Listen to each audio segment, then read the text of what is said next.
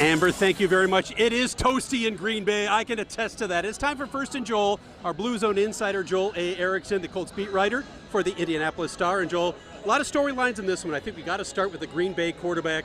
Jordan Love is out, Malik Willis is in, and that point spread has swung 7 points. That's how important this quarterback situation is. How will that affect the game today? Well, it's going to be interesting to see what the Packers do. We've never really seen the Packers with a quarterback who can run the way Willis can. And that's a very interesting little wrinkle because the Packers have a very diverse run game. They like to get to the edges. They use their wide receivers. They probably have some stuff in there for Willis from a quarterback run standpoint that the Colts couldn't see on film. I think the biggest thing for the Colts is you worry about Willis running, but I'd be really more worried about Josh Jacobs and Jayden Reed and some of their weapons and skill players than I would about Willis. Yeah, that was my next thought after what Mixon did against the Colts defense last week. I imagine they're going to push Jacobs hard today, don't you think? Yeah, absolutely. It's always a part of the Packers run game, but on top of that, the Packers do a lot of the same stuff that the Texans did last week. They can give you some different looks. They can get away from the defensive tackles, attack the defensive ends, and then that wide receiver run game. It's maybe 1 or 2 carries a game, but the Packers always use it. Jayden Reed had a 33-yard touchdown run last week. Tank Dell had a 17-yard run against these Colts. I would expect them to test them in the exact same way. On the Colts defense, we know DeForest Buckner is going to play. He didn't practice all week long. They need him. But the defensive backfield, we have 2 different starters with Blackman out and Juju Brents. How will that affect things? Well, it's going to be very interesting because I don't think we know for sure exactly what they want to do. I would expect Dallas Flowers to be the other outside corner. They could use Sam Womack there. And then at safety, it's the same thing. They could use Ronnie Harrison. They could move Nick Cross up and have Rodney Thomas come in the game. It's hard to guess what they want to do in those spots. If I were the Packers, I might just throw deep and try to, maybe you're not going to have the high completion percentage of Malik Willis, but just try to take advantage of those wide receivers against this Colts secondary. I don't know if they'll do that. That's not really their offense, but that might be the play in a situation like this where the Colts secondary is. Offensively for the Colts, we know Josh Downs will miss the game again with a high ankle sprain. Hopefully he'll be back next week.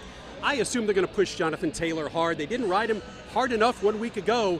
He needs to have a big game for them to win today, doesn't he? Yeah, and Saquon Barkley really tore up the Green Bay defense last week. I think 109 yards, 24 carries, something like that. You want to get Taylor going so you can get into some of these 3rd and shorts and maybe use some of the stuff with Anthony Richardson's legs too that they didn't get to last week. He only had 6 carries, but they were very impactful 6 carries. 4 first downs, a touchdown, and an 8-yard run in those 6 carries. Tight ends also, they didn't work them in last week. They're also key for this offense. They are. I wonder, though, when Downs is back, not now because obviously you still need that, but when Downs is back, I wonder if you can go with the 4 wide receivers and sort of make the tight ends a schemable part of the offense. You don't want to do that, but you're really going to only have 3 or 4 targets that you go with. And I wonder if that's what you're going to do with a tight end group that's not that great. We also know Matt Gay is healthy. He'll be kicking for the Colts today. All right, it is time for Joel A. Erickson's keys to the game. What do you got today? Well, number 1, get Jonathan Taylor going. For all the reasons we just said, you've got to attack what the Packers did not do well last week. They didn't do a good job against Saquon Barkley. On top of that, like I said, get into 3rd and short so they're not always in 3rd and 7. Number 2, gang up on the edges. They're not going to run at Grover Stewart. They just aren't. Even with DeForest Buckner maybe playing a 3rd down role, they're not going to run right up the middle. The defensive ends, the linebackers have to play better. And then the last one is just ground Willis down. Malik Willis takes sacks.